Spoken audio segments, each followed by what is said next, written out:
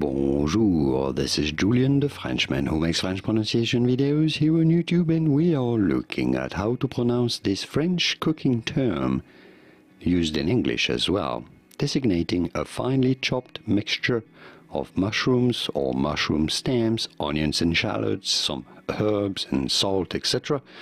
Essentially a mushroom puree. How do you go about pronouncing it? For reference, in French, in France, we pronounce it as Duxelles. The S is silent at the end, so do not pronounce it. Duxelles.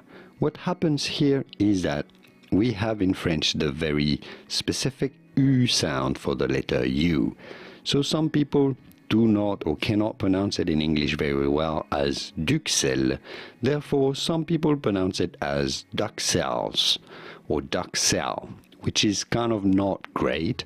You can pronounce it rather easily and better in English as Duxelles.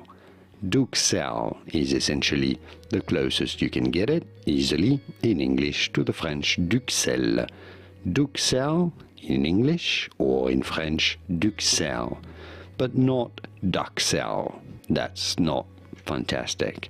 Duxelles is how we say it in French or in English. Duxelles. Did you get it? Does that make sense? Was this any helpful?